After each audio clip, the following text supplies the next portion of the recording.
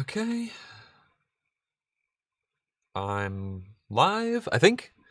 As always, please let me know if you can see and hear me. Then just type it into the chat. I'm just going to update my social media real quick. All right, here.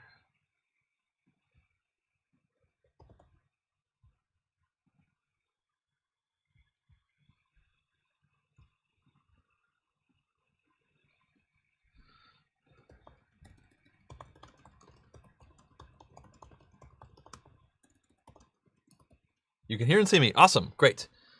I'm just going to send this out onto the social medias real quick, and then we'll go.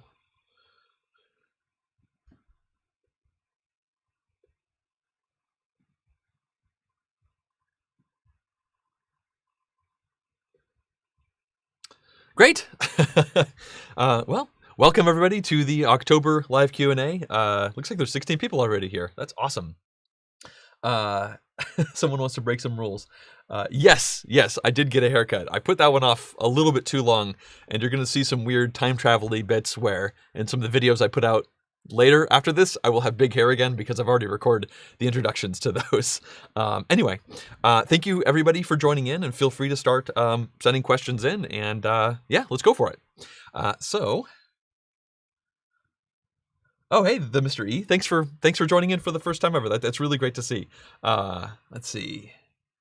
All right, so we're going to start here with Tony Favor. He says, love all the content you've produced this month. It's been a pretty crazy month. Did Beyond the Sun feel as addictive to play as it was to watch? Maybe. So I have actually been able to play this one a couple of times with friends. I was able to get access to a not public version that I could play online, which is not going to be going out there, so I don't want to get anyone's hopes up, but I'm happy that I've been able to play it. And I played it twice with completely different groups of players, and just about everyone I've played it with wants to play it again. Some of them are like cautiously interested in playing it more, and I am very interested. I've enjoyed both of my plays. I did awfully in the first game, and I won pretty soundly in the second game. I did cheat a little bit on accident, which I just hate it when that happens, but I still think I would have won even without the cheat because I tried to fix it. Yeah, I think it's a pretty cool game. I know I was sponsored to make that video. I was paid to make that video, but my honest opinion is, so far, it's one of the more interesting games that I've played recently. It's certainly my kind of weight as far as rules complexity and whatnot, so I'm very much looking forward to playing it more, and I hope to get a physical copy at some point, although I don't have that yet. I did have to ship off my prototype. John Wheeler says, did you ever get to play Terramara again? Is your opinion still the same? Actually, can I circle back to your question, John? Could you tell me what you think my opinion was of that game? And then I'll answer your question, because I don't remember at which point you were talking about. Reishi says, did you have any special gaming plans for Essen Spiel Digital Week? No. At this point, I am still a bit of a virtual convention Luddite, I guess. I know that it's happening now-ish. I was actually originally planning on going to Essen Spiel this year, but obviously those plans changed a while ago. So I don't have any current plans for the week. Beyond, I have a couple videos coming out that are supposed to coincide with this week, as far as marketing is concerned. Nobody's reached out to me to do any live events or anything like that, and I haven't actively reached out to try and participate. I think if people had asked, I would have tried to do something, but a lot of this has to do with trying to make yourself available instead of just waiting for people to ask. So that's largely on me. It would have been fun to do something, but I'm also very busy with a lot of other stuff going on. So at the moment, I'm just a backseat Essen Spiel digital person, just kind of seeing what's happening on Twitter. Let's see. Reishi says, just for nerdy stats information, what is your most viewed video of all? Oh, that one's easy. My Gloomhaven playthrough. That one is, it's reached the stratosphere as far as I'm concerned, as far as views are concerned. It's closing on 500,000 views for that single video, which is bonkers. The next most viewed video is my Scythe playthrough, which I think is in the high 100,000s, like 170,000 or something like that. After that, I have nothing that's broken 100,000, and on average, my videos get like 3,000 to 4,000 views. So the fact that Gloomhaven is swiftly approaching 500,000 views is amazing. Every single whenever I go to check my stats and I see what the most popular video was in any given week, Gloomhaven is always in the top 10, usually right near the top, which is just crazy. I wish more of my videos would do that. I think it just found its way into a recommendation suggestion thermal that just sent it really high up. So yeah, I'm pretty happy with that. I was kind of hoping that Frosthaven would do something similar, because I think that's a much higher quality video, because I made that Gloomhaven video a long time ago, and I feel like my stuff is a lot better now, but that hasn't quite happened yet, and I'm still happy with the Gloomhaven video overall. All right. Axia says, are there any board games you think would make good theme park rides? Probably. I don't know. I don't really go to theme parks ever. Like, I'm not against them. I enjoy roller coaster rides and stuff like that, but it's probably been like 10 years since I've been on one, so honestly, I don't think I have a great answer for you. Sorry about that. Let's see. Victor says, I was referencing Vangelis Intergalactic Radio Station. Oh, for Breaking Rules. Okay, yeah, I do not get that reference. Sorry about that. So John, all right, here we go. So the question is, did you ever get to play Terramara again? Is your opinion still the same? And the opinion you are thinking is that I really liked it and wanted to play it again. So yes, I played Terramara. Actually, my prototype copy that I have that I used to film the tutorial, I've played that copy, I think 3 times, definitely 2, but I think 3 times since then. And that's because I did like it and I did want to play it again. And subsequently, I am now to the point where I'm kind of over the game. I really like a lot of the ideas in Terramara. I'm not going to go into all the nitty gritty, but it's a worker placement game where you can send your workers into the future. So, you know, not thematically, you're not traveling in time. You're like sending them out into the wasteland and they'll come back in a couple of rounds. So that was really cool. But realistically, this game had an astonishing amount of analysis paralysis. I had 4-player games go 3.5 hours or so. And I don't know, just something about it. It just seemed like it was too crunchy into the nitty gritty of all of the resources that you're trying to convert for the amount of fun that you actually get out of it. So I wish I liked it a lot more. Like, I think it's an intriguing game, but at the end of the day, it feeds way too much into everyone's analysis paralysis, to the point where people who don't normally have AP in games have struggled with this game when playing it with me. So unfortunately, my opinion has soured. I don't think it's bad, but I am very fine with not playing it again. I think I've played it 4-ish times total now. I played it once online, and unfortunately, I think I'm done with it. Also, it's kind of a brutal teach. There's a lot to go over. Like, everything is relatively simple, but there's a lot of relatively simple things to say. And I still haven't figured out how to teach that game in under like 50 minutes, and I'm kind of over teaching it as well. All right. Reishi says, you were going to go to Essen too. Yeah, man, it's a really cool experience. I've been twice.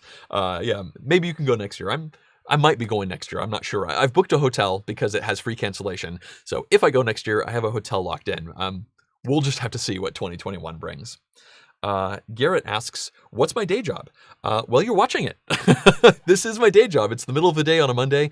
Ever since, late February, when COVID caused pretty much everything to shut down, this has been my full-time only job.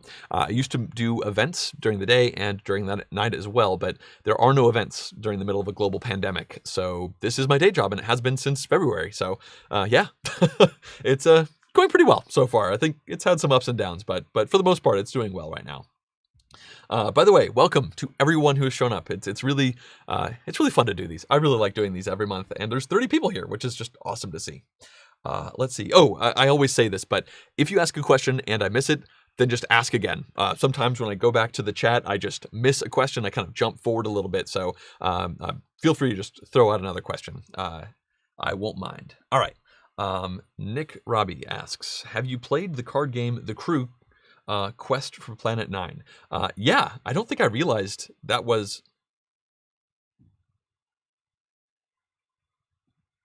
Hey, Can everybody hear me? Sorry, YouTube suddenly saying that there is no viewers? Sorry, I'm just going to pause for one quick second. Because suddenly... let me know if you can hear this real quick. Oh no, we're back. We're back. Okay. Disregard that. YouTube is just glitching. Cool. Great. Sorry about that. Okay. So Nick asks, have you ever played the card game The Crew? Yes. Yeah, I played The Crew a bunch. I actually got to play that one at BGGCon last year. That was taught to me by my friend T, and we really enjoyed it. And I got a copy of it, and I haven't actually played my physical copy. They sent me a press copy, but COVID happened. But there is a really good version of it on Tabletop Simulator, and I have probably played like 30 to 40 games of it on Tabletop Simulator. Every game takes like 5 to 10 minutes, so that's not saying a lot, but there was a while where that was like our go-to thing when we were waiting for somebody else to show up or we finished a game. We're like, let's just play The Crew a bit. So I'm a pretty big fan. I think The Crew is excellent. At some point, I will play my actual physical copy. I'm glad to have a physical copy because it's a really neat, fully cooperative trick-taking game. And normally I'm not crazy about trick-taking, but the puzzle that this one brings in is quite intriguing.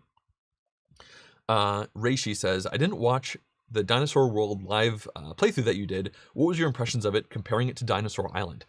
Yeah, so the context for this is Pandasaurus Games reached out to me about a month and a half ago, and they just asked if I wanted to be a participant in a live playthrough of Dinosaur World. It kind of coinciding with their marketing push for the Dinosaur World Kickstarter campaign.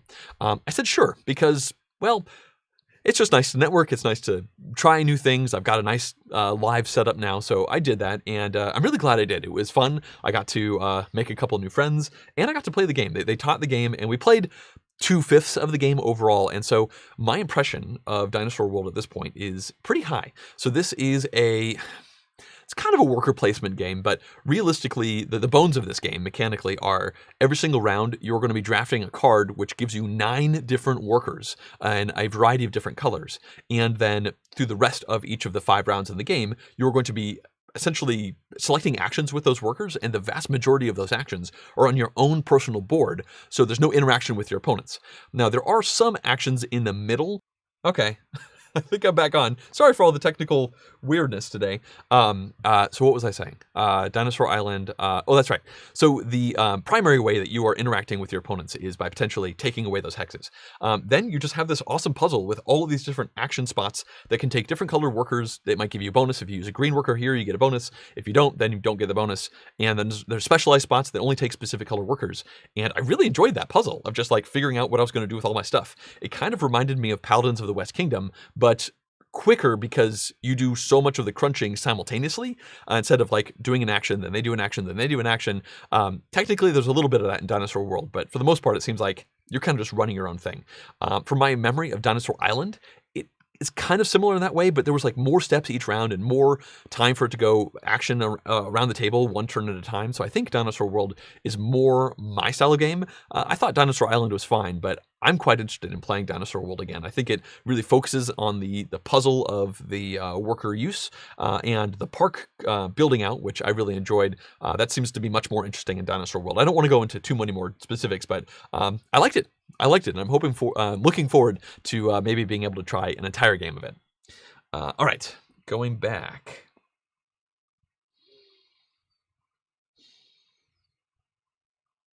Dadao says, do you have any preconceptions about board games that are based on video games, considering we are seeing more and more of them being announced? I guess my preconception of it is, why not? There's a lot of video games being made, and as long as a board game doesn't try to exactly copy the video game, I think it's fine. There's a lot of mechanics that really only work in a digital space, and there's mechanics that work better in an analog space overall. So, if you're trying to remake StarCraft, for example, and you're trying to have all these, real-time elements and making all these units and smashing them together, well, that seems like a bad idea. But the StarCraft board game, which is very old, I don't know why I use this as an example, it kind of abstracted a lot of those things, and it felt like it was kind of in the universe, but its own sort of thing. And I think that's the best way to do it. But if I'm being honest, I barely play any video games at all, so I don't really have a lot of context for how close these things are. But yeah, ultimately, I feel like why not? There's a bunch of art assets. There's an established fan base. Give it a shot. Make a board game version of every video game, for as far as I'm concerned. All right. Dame Zumari asks or says, I watched 2 very great playthroughs of yours for Nidavellir and Pharaon. Thank you so much for that. Your playthroughs are the best. Oh, thank you. Both of those won the Patreon poll for the month of October.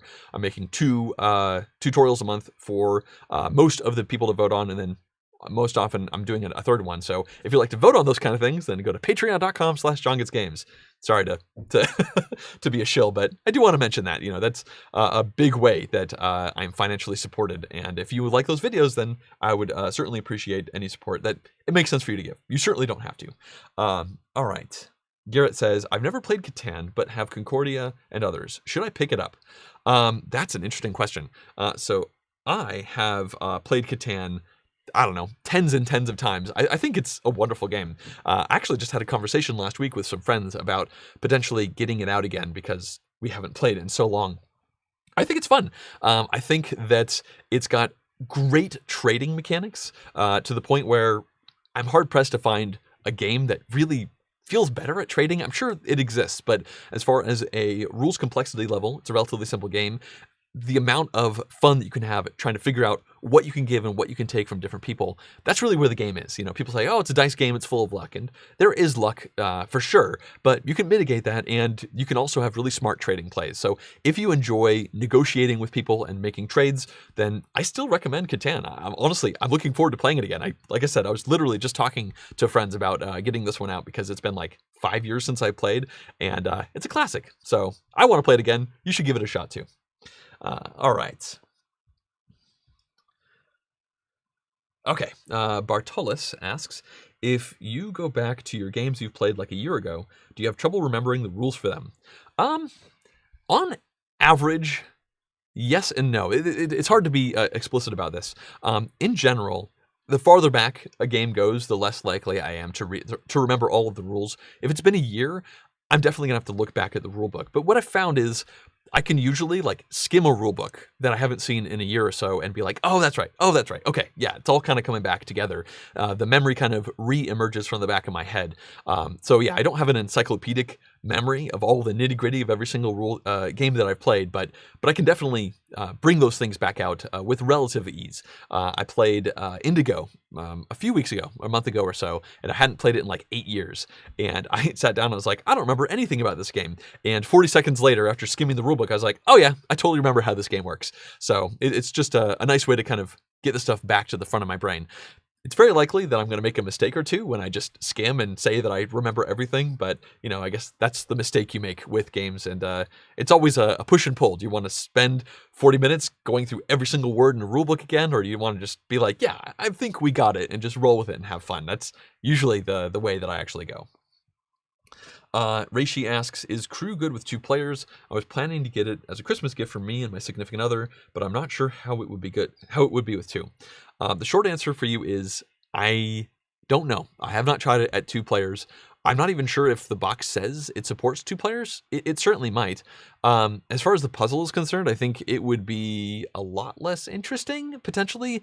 Maybe it supports 2, and maybe there's special rules for 2. I guess, again, the short answer is I'm really not sure. I would maybe make a post about it on Board Game Geek. I'm sure there are other people who have tried it at 2 who can give you a better perspective on it. Quinn asks, how many games do you have in your private collection? Well, I can give you a rough idea about that. What does the internet say?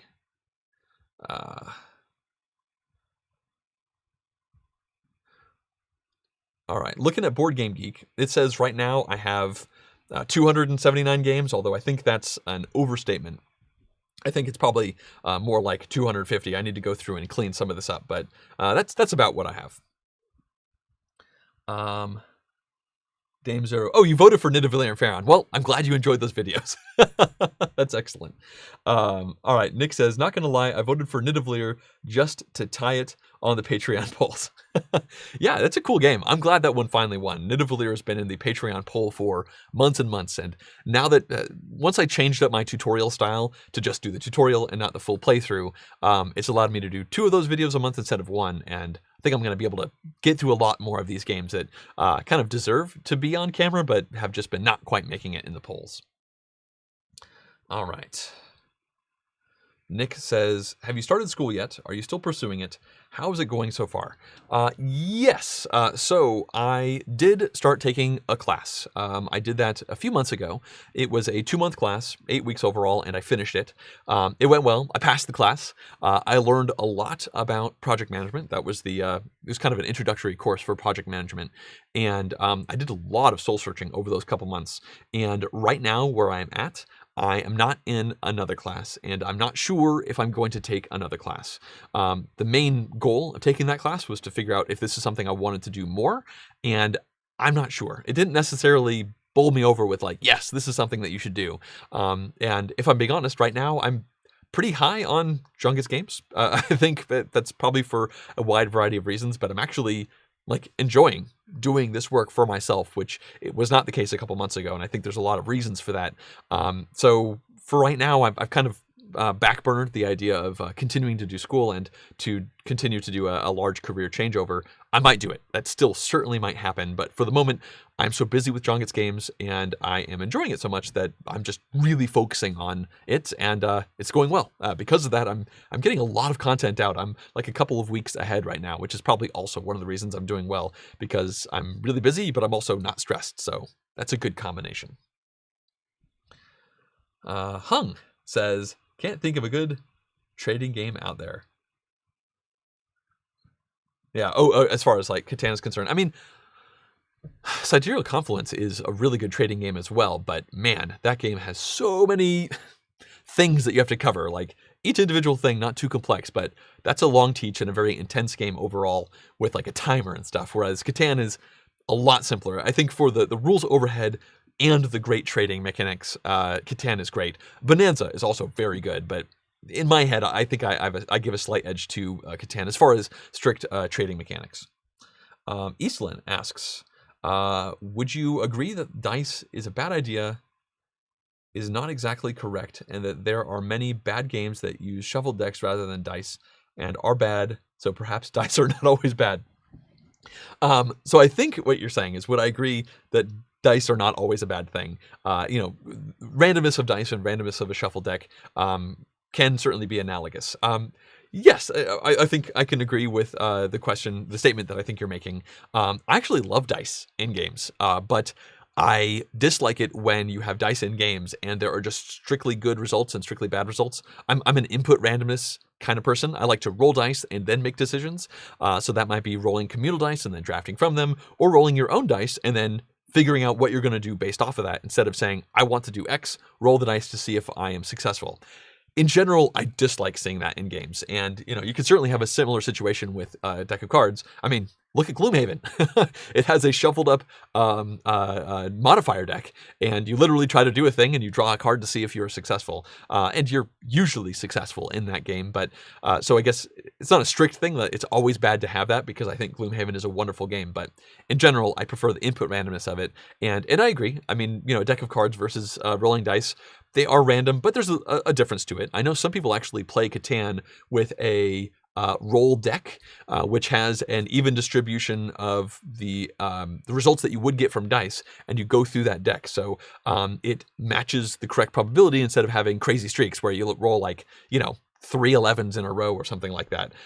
That's not going to happen with the deck. And I know some people prefer that, but personally, I prefer the dice. So I'm okay with a little bit of a craziness happening with randomness in games. I definitely don't get down on it like a lot of other people do.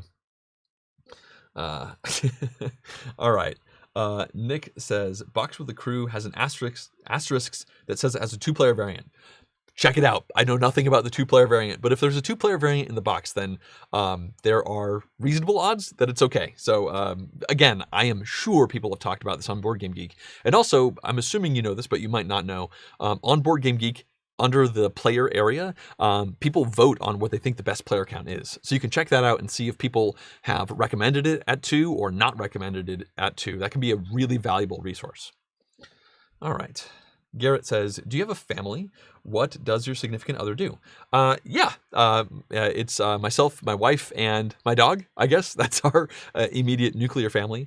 My wife is not to go into too many specifics, but she's a analyst. She does honestly, I'm really terrible at these kind of things. She helps custom software be written for universities. She doesn't actually do the coding right now, but she certainly could. That's in her skill set. So she talks to people and makes sure that the things that they need are made in a correct way to make modified, specialized things for university infrastructure. She works in the room right next to me. We share a wall. In fact, we're kind of looking at each other, even though there's a wall in between us. So we spend a lot of time in close proximity, usually with the doors open, so I can kind of hear the meetings and stuff that she's on. But that's the world that she inhabits professionally. Miran asks, what is your latest Kickstarter-backed game? I like your new format of playthroughs. Glad to see you have more time to do more new games and that you have time for yourself. Hi from Serbia. Hi, Miran. Thanks for joining in. So normally I say things like, I don't really back Kickstarters anymore. It's been a really long time, but actually I have backed 2 games in the last week. I usually back like 3 or 4 games total a year now, but in the last week I backed Agropolis, I think was what it was called. It's like a sequel to Sprawlopolis. No pun included, put out a video and a podcast singing Sprawlopolis's praises. Made it sound like a really cool micro game, 18 cards, cooperative city building, and it was like $10 or $15 shipped, I think, for the Kickstarter. So I decided to support that. And I also decided to support the Crash Octopus campaign because it's just so cute and strange and peculiar. Like, I very rarely buy games anymore. Certainly nothing like I used to do. And specifically with Kickstarter, usually I will pull the trigger on a Kickstarter game because it seems to be significantly different from other things. And this is a dexterity game with a large wooden octopus that's trying to eat different ships, and you're moving your ships and stuff around by flicking them with flags. It just looks adorable, almost like an art piece. Like, there are certain games that I like to keep around just because they're peculiar and strange. Lift It is one where you put a headband on with a plastic crane and a hook, and you try to pick things up with your head. I'm never getting rid of that game, even though I haven't played it in a really long time. And Crash Octopus just looked like one of those games that I would play a few times and really enjoy, and perhaps enjoy playing with younger nieces and nephews and that kind of thing as well in the future. Honestly, it's a bit of a curiosity, and I couldn't quite help myself. It just seemed a little bit too peculiar, and I had to bite the bullet on that one. All right. Ooh, lots of questions coming in. 46 people. Thank you for joining, everybody. All right. Reishi asks, how's the dog doing? Still cute and fluffy? Yes, she's doing great. Right now, she's actually at doggy daycare.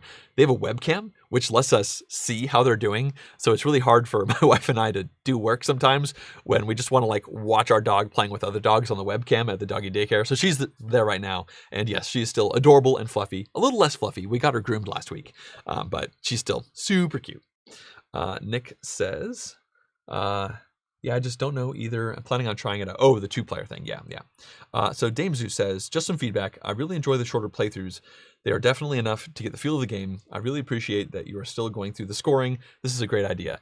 Yeah, I try to do the scoring for the most part with each game. Sometimes I pretend like the game is over, and sometimes I just talk about it abstractly. I'm glad you're enjoying it. I am very much enjoying the change. It's fun to just cover more stuff. I feel like a lot less drudgery. Like, a day when I would do an extended playthrough was often just like, okay, here we go, 6 hours straight of playing this game. And it could sometimes be a really long 6 hours. And I prefer work that feels like it goes quickly. And in general, when I'm teaching the tutorial bit, I'm usually like, oh wow, 2 hours have gone by, instead of being like, oh my gosh, it's been 2 hours. It's a pretty big mental difference. Dame Zumari, asks, are you happy with the short playthroughs? Yes, I just answered your question. Tony asks, the problem with me with Catan is that my family is extremely loud, and 2 hours of Catan with them makes me feel like I work at a New York Stock Exchange. Yeah, Okay, I could see that potentially happening. The group that I used to play Catan with, we could be pretty loud and very cutthroat as well. Like definitely lots of loud laughs and not really yelling. Like there was never anger, but like things could definitely get heated at times with some of the trading, and it could be a bit intense. It's definitely a group contingent game. I could see Catan totally fizzling if you played it with some people and nobody was really trading, and then it's just, luck of the dice and whatnot. That's not very interesting. But I could also see it being just way too intense of people taking it far too seriously. Honestly, a bit like poker. Like, I like poker right in the middle. Like, don't take it too seriously, but take it seriously enough to, like, really get into the mind games of it. All right. Raymond says, question about your collection, do you consider yourself a collector, or do you aim to play your games on a somewhat regular basis? Perhaps it depends on the game. I try to not be a collector. If I was a collector, I could have, I believe, over 1,000 games at this point. I've sold a lot of games over the years. I've sold a lot of good games over the years. I don't have a huge house. And honestly, with the collection size that I have already, I can sometimes forget games that I have. Like, it's just one big Kallax shelf, and sometimes I'm like, where is that game? Like, I have a really hard time finding specific games in it. So I feel like, having like 250 plus games, you can have a really great collection with that. So to a certain extent, I feel like I'm trying to be a collector of a very high quality collection, but I don't want to just have every game ever and just have a huge library wrapping around the entire room. Like, part of me feels like that would be cool, but most of me feels like it would just be impossible to find the games that I was trying to play at any one given time. So yeah, I try to get rid of games that I think I will never play anymore. I certainly have games that I haven't played in 5, even 10 years, but that I feel like I would want to play again, like actively want to play again at some point. I just haven't gotten around to it. So usually the threshold for removing from my collection is just, am I okay never playing this game again? And so far, I've been able to keep the collection down, although I feel like it's harder and harder every month to remove games from it. Let's see here.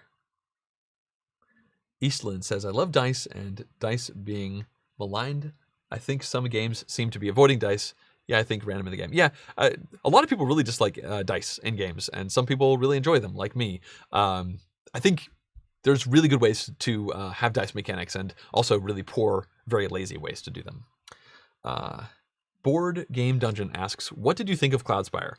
Well, the short answer for this question is, I've never technically played it really with anybody else. I opened that game up, I learned it, I did the full playthrough for the sponsored video, so technically I played through a full game because I was playing against myself, but I never played it with anybody else. I'm not super enamored with the game. I don't think I am particularly tempted to play it with somebody else, partially because it's got a huge rules overhead, like definitely a lot of rules to get through. I'm also honestly not a huge fan of how much of the game is kind of automated. Most of the units in that game have a predefined set of rules. They just kind of do their thing. So it feels like a lot of it is kind of procedural. Honestly, that felt like a game that was trying to be too much like a video game, and maybe could have abstracted things a little bit more to have less busy work going on and just an extreme amount of asymmetry and special rules and special conditions and everything like that. I feel like the game is potentially fun to play with other people, but I will likely never find out because, to me, I don't think it's really worth the barrier to entry to, like, once again, I mean, honestly, at this point, I'd have to reread the whole rule book, or I guess I'd watch my video to relearn it. And I guess I could tell another person to watch my video before we played together, but I don't know. There's just so many other games I'd rather play. That one didn't really stick out to me as one that I'm interested in. I think it's a somewhat polarizing game, and I'm on the side that's not particularly interested in it. Nick says, so what are you saying? So what you're saying is your wife just flat out destroys you at any game you play against with her. I think we're actually pretty even. I think my wife is very, very smart, significantly smarter than me, like in general. But I play a lot more board games than her, so I think it kind of balances out. But she, especially with like low interaction, high efficiency engine building Euro games, she is very good at those, and she definitely cleans up when she plays against me usually. Reishi says, I don't mind when there is random output in games and then players need to figure out how to use this randomness to succeed, like rolling the dice and then using them the best you can. Exactly. I love that in games with dice pool drafting and whatnot. Even a game like Roll for the Galaxy, you roll a bunch of dice behind your player shield and then you figure out what to do with those. I'm all about that kind of thing. I'm okay with output randomness of rolling a die to see if you succeeded. But in general, I feel like that's not my preferred type of thing. I like making decisions after the randomness happens. There's also neat games like Adventureland where you're fighting monsters and you have to make decisions before you roll the dice, and then you roll the dice to see how you did, and then you can make more decisions afterwards. I feel like that game is almost like a really cool hybrid of these ideas. So you have to like hedge your bets, spend some resources, roll the dice, and then if it didn't go well, spend some more resources, and then you're fine. Unless you didn't plan correctly, and then maybe you don't have enough resources to make it out right. But I feel like sometimes a game will kind of thread the needle on both and pull it off. I think Adventureland is great. Okay. Eastland says, rondels seem to be a trend. Do you think this is not helping some games? The center thing that turns, and now one has other choices or resources available.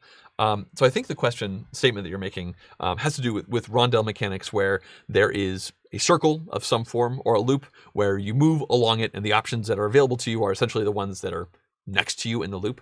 Sometimes there are personal rondels, sometimes there's communal ones. I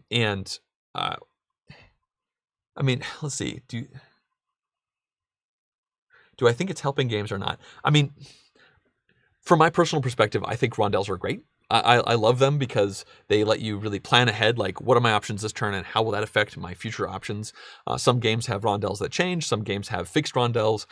Some games have rondels that are different each time you play. I'm honestly a pretty big fan of rondels in games in general, just because it's a neat action selection methodology that sometimes has you interacting with opponents and sometimes doesn't. So I have no problem seeing it be more prevalent in games overall. Let's see here.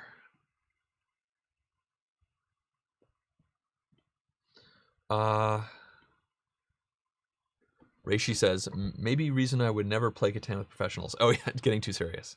Okay. Andre Santos sent in a super chat, so thank you so much for the donation. I really appreciate that. Andre asks, what you think about Portuguese board game design scene. You could try the brand new Rocio. Greetings from Portugal. I love your channel. I am quite intrigued by a lot of the Portuguese designs that I'm seeing come out. I mean, obviously, Vital Lacerda is, I think, one of like the most famous Portuguese designer.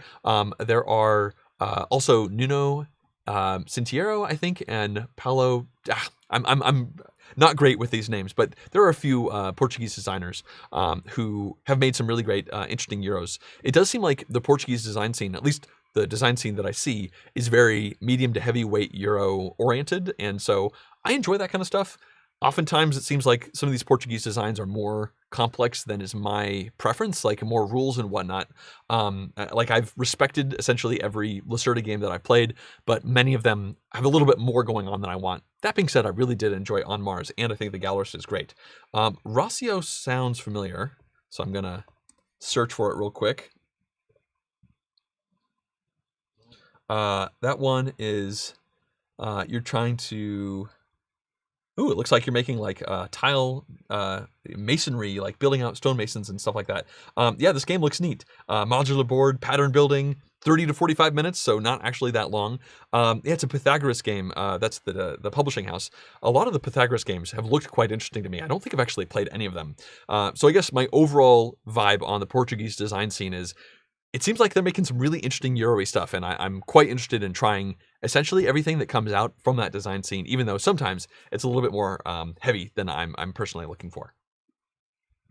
All right.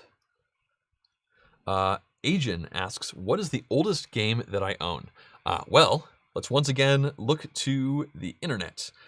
Is this going to be able to tell me the oldest game? Can I put in the date? Now it looks like Board Game Geek isn't letting me put it in there, so I'm just gonna have to guess. I think the oldest game that I likely have is maybe Six Nimmt, maybe Catan. Catan was like 92. I think Tichu was like 1991 or 92. Oh no, I take it back. This is actually relatively easy. Can't Stop. That one came out in the 70s. I own that. That one's very old. And technically, the oldest game I have is one called Formula One. It's not good. It was given to me by my grandmother. I played it with her when I was a child. And that one's from like the 60s, I think. it's a really not a good game about racing around a track. But I think the oldest good game that I have is Can't Stop, which came out in the 70s, and I think my copy is from the 70s. The box is super faded overall, but that is an excellent, very old game. Elise asks, what are some of the new Essen releases that you are looking forward to? Praga Caput Regni, which is the new Vladimir Suchy game. I'm quite intrigued by that one, which is looks like a heavyweight Euro game with, honestly, I don't know a whole lot about it. It just looks like it's got a bunch of cool Euro-y stuff going on, and I've enjoyed Vladimir Suchy's other games like Underwater Cities and The Prodigal's Club so much. So that one is certainly one I'm quite interested in. Honestly, I have my pulse a little bit less on the Essen releases this year because it's a weird year. Normally I would have gone through the entire Essen catalog and like figured things out and reached out to publishers, but I didn't obviously do any of that this year because I didn't actually go to the convention. So honestly, that's the only one that's really jumping to my mind. I'm sure there's like 10 or 20 others that I'm actually interested in, but it can be really hard to pull these things to the front of my mind on the fly, and I don't want to spend a bunch of time Googling things while I'm in the middle of this. All right. So sorry, I don't have a better, more well-rounded answer for you there, Elise. Maybe I should have done a little bit of research considering it's Essen week. I should have seen that question coming. All right. Reishi says, maybe ranking with Pub Meeple would help.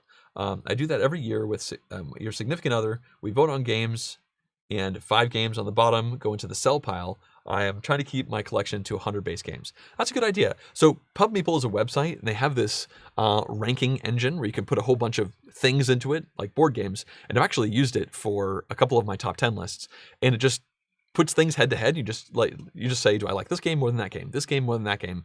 And then it tells you the relative order in which you like things. And that's a really good idea to try and for culling decisions overall. I've certainly used it, like I said, for top 10s, but there's a future maybe where I use it for culling decisions as well. Nick says, along the lines, shorter playthrough tangent, something that would help me more is if you simulated a more realistic endgame scenario after the first few rounds when the rules are explained. Yeah, I've definitely wrestled with this idea where, I'm playing through like a third of the game or a quarter of the game or something like that, and then I teach the scoring at the end, usually with the situation with the game, being a third or a quarter of the way through. I have tried to simulate an end game scenario. I did it for the Arkwright, the card game video, but I felt really weird about it because I don't really want to. I oftentimes don't know what a valid end game scenario will look like, so I don't want to be like, then this player gets 400 points and this first player gets 370 points when like it's impossible to get over 300 or 250 points. I feel like that'd be a bit disingenuous, and I also honestly don't want to go through the time to play through the rest of the game, even if the camera isn't rolling for it, just to get to that more simulated perspective, because that could still be like another hour and a half to 2 hours for that situation. So I'm trying to thread the needle on that one. Maybe I could do a little bit better. I'm also trying to take it one game at a time. Like if a game has a really complicated scoring setup with lots of interacting ideas, then I will try to show a more complicated version of the setup when the game ends. But oftentimes endgame scoring is just, this many points for this many points for that. So, showing things being removed is, I guess, less important, but also maybe I'm just taking it too seriously and I should just pretend and just remove some stuff and run with it. I don't know. I'll keep that note in mind. I can't commit to anything, but I will definitely keep that feedback in mind. All right. Reishi says, well, now I need to check out Adventureland. I highly recommend that you do. I love Adventureland. It's a relatively light game overall, but I've enjoyed every play of it. And I've played it like 5+ times now. I think it's a lovely game. All right. Ajin asks, what's the oldest game you own? Oh, I've already answered that question. And the oldest game you still play. I mean, I still play Can't Stop, so that's definitely kind of the same answer. All right. What is your favorite game to play with your wife? Well, if I'm being honest, my wife and I don't actually play board games together all that much. We do a lot of other things. We play board games sometimes. We generally prefer to play games with more than just 2 players, which is very difficult to do in 2020. But I think probably just thinking back, We've really enjoyed playing the Pandemic Legacies together. We played Legacy Season 1, just the two of us, and we played Season 2 with another two friends. So we played that one 4-player. We both really enjoyed both of those and playing those together. We also both really enjoy Lorenzo Il Magnifico. That's a game that Jessica and I have played many times together. We've played 2-player, and we've also played with others. Another one that when just the two of us play gets recommended a lot, specifically by my wife, is Kashgar. We really enjoy that one at 2 players. And Passing Through Petra is also a really good game at 2 players. It's like 30 minutes, but it's got so many great decisions when you only play it at 2 players. So yeah, that's like a shooting from the hip answer for that. Howard says, during the lockdown, I've steered towards different hobbies such as simulated racing. Have you found yourself having more time for different hobbies? Not really overall. I mean, I guess the closest thing to a new hobby that I've had in 2020 is making mods for Tabletop Simulator. I've really enjoyed that process. I get a bunch of new games and I want to play them with people, but because of the pandemic, I can't. So I, scan everything into my computer and then I, cut it all up in Photoshop and then I put it into Tabletop Simulator. And I really like laying everything out and getting everything all pretty so that I can play it with friends. So I guess like making mods is kind of a new hobby of mine. I haven't gone crazy with scripting or anything like that, but that's the closest thing. Like I spent like 3 or 4 hours, 3 hours? Yeah, maybe 4 hours yesterday making a new mod for Castles of Tuscany because I bought that one from Amazon.de and it finally arrived and I want to play it with people. So I did, before I even punched it, I scanned all of the punch outs, before I pulled anything out, and then I spent a few hours cutting it up so that I can now play it with my friends. I don't put these out as public mods because I feel weird about it. I bought these games and I don't want to put it out there where other people can play it who hasn't bought it yet. I don't have publisher permission, so I usually just play these with other people. So I'm not going to be making a public Castles of Tuscany mod, but I really enjoyed making that mod yesterday, and I'm also really looking forward to playing it with other people. So that's probably the closest thing. That, and I guess just watching a lot more TV than I used to. I've watched a lot of TV in 2020 because of this strange year, and there's a lot of good TV coming out. Reishi asks, are you planning on doing any top 10s in the future? Nothing specifically planned. I can say that there are a few top 10 options that have been thrown out from the contributing producer level supporters of the Patreon campaign. And so those might be making it onto some polls at some point soon. I'm not exactly sure how that's all going to shake out, but it's possible that there could be some. I know one of them was like top 10 desert island games. Another one was top 10 surprises, like, you liked it more than you thought, or you disliked it more than you expected to. So it's possible that 1 or 2 of those might be happening at some point soon, but I can't really commit to it right now. As you've probably seen, I don't do a lot of top 10s. It's not my favorite kind of content to watch, which means it's not something I usually gravitate towards making that much. But considering I make them so rarely, I don't mind making them when I make them, if that makes sense. Nick says, looking forward to anything being released at Essen this week. Once again, Nick, there was a similar question earlier. I did not prepare myself very well. I certainly should have done some research to be able to answer that question better. There's lots of games I'm sure I'm very excited about that I know of. I just can't think of them right away. Hey, Matthew Dunstan is here. Welcome, Matthew. It's great to see you. It would have been great to hang out and have a beer at Essen if Essen was happening this year, but it's good to see you here electronically instead. Thanks for coming by. Hung says, what about Crokinole for the oldest game? I think it was invented in the 1800s, or did you sell that board? You know what, Hung, you're right. Crokinole is definitely the oldest designed game that I own. I still have that board. I bought a fancy custom Helsinki board like 7 years ago or so. It's been a couple years since I played Crokinole, but yeah, that game is, like you said, like 150 years old. I think the oldest box that I have is that Formula One game, because that was that actual box that I have was manufactured in the 60s. But yeah, as far as design is concerned, Crokinole is certainly going to win that one. Well, I guess, I mean, technically we have, I think, a Mancala set. So Mancala is I think, way older than that. Mancala might actually be the oldest game that we technically own from a design perspective. Matthew asks, which expansion do you think changes the base game experience the most in a good way? I have a really easy answer for that one. I'd say Concordia Venus. Or maybe the Norwegians expansion for A Feast for Odin. both of those are good answers, but I think Concordia Venus is bigger.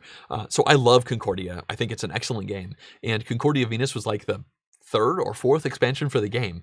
And it essentially brought in team-based play. So you just play as a team, 2 versus 2 or 2 versus 2 versus 2.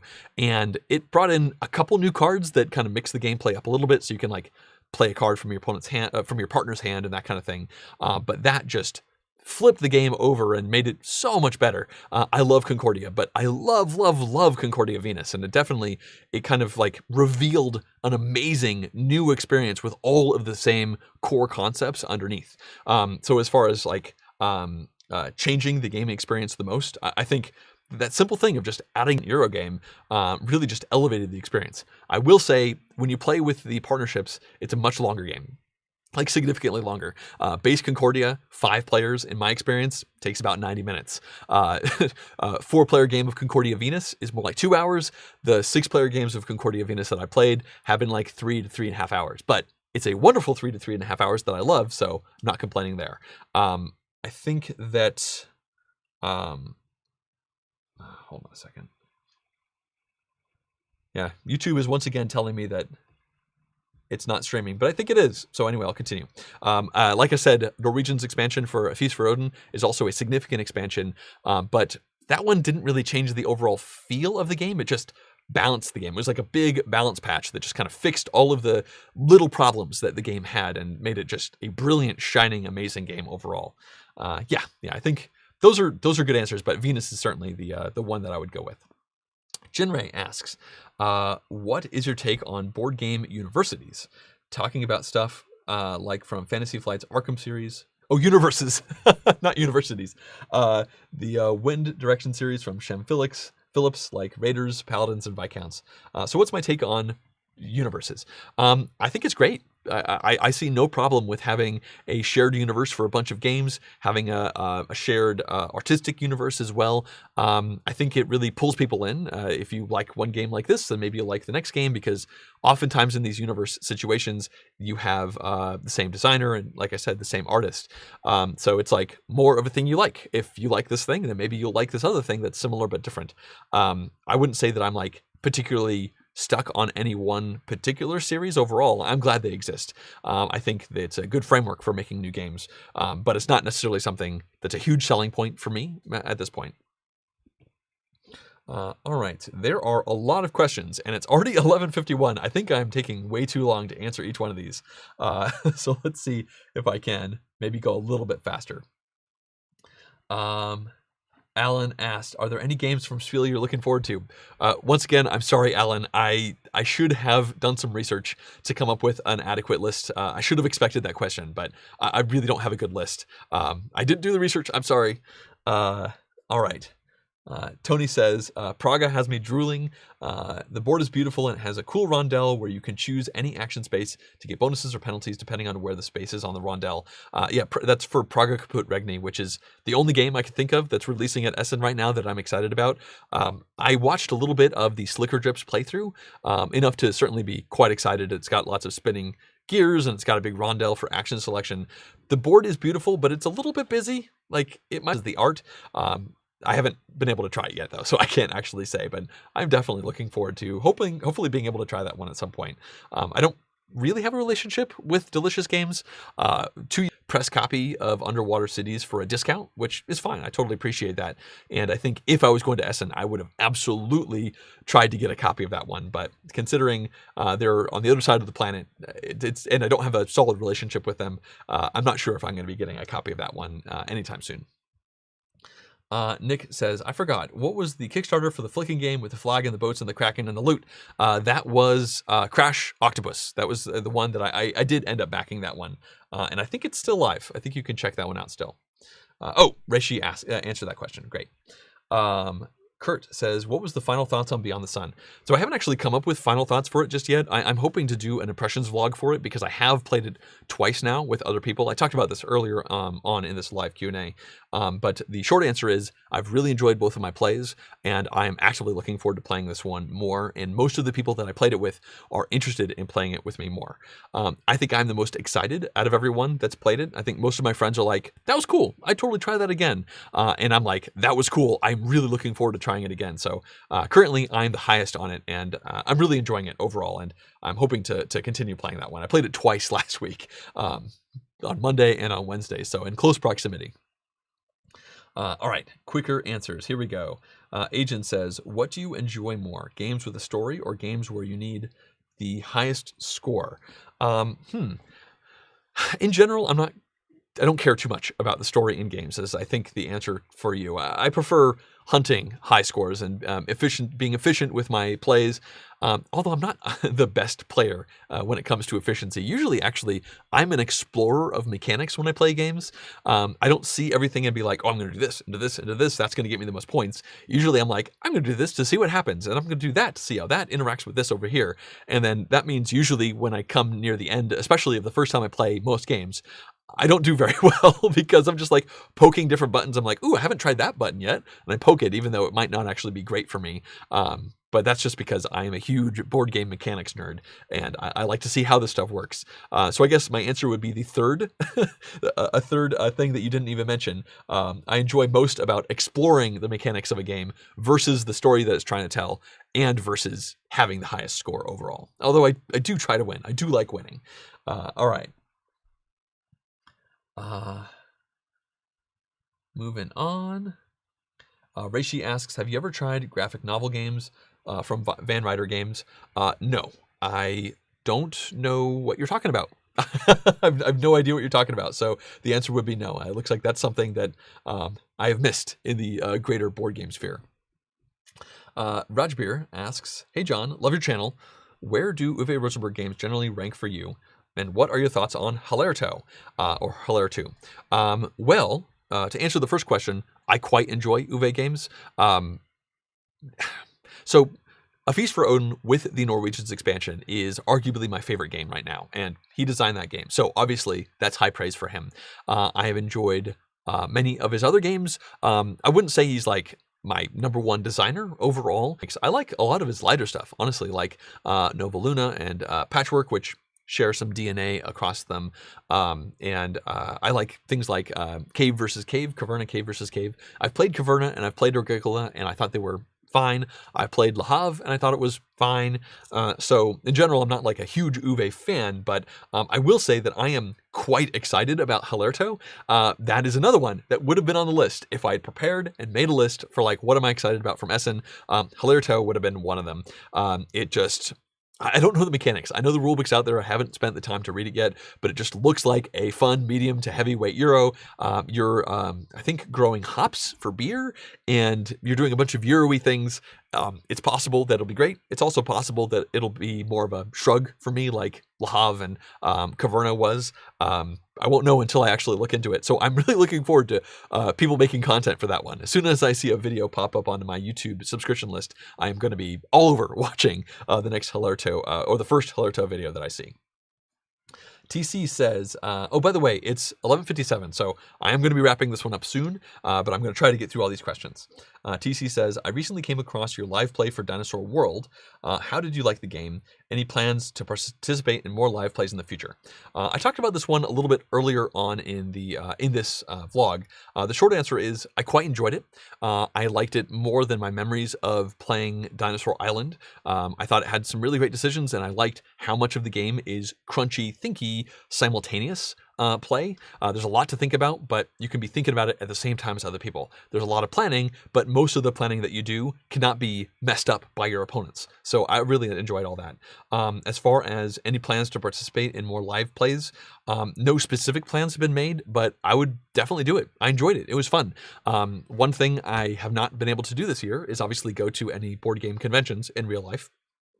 And I get a lot of networking done at these conventions. That's a big reason why I like to go to these, because professionally it's good to network with people and get to know people who I might have a professional relationship with, but I also love board games and I love talking about board games. So it's just a great environment to talk to people about board games. Well, in 2020, I'm not going to these conventions, and I've definitely felt a little bit isolated from the overall board game sphere.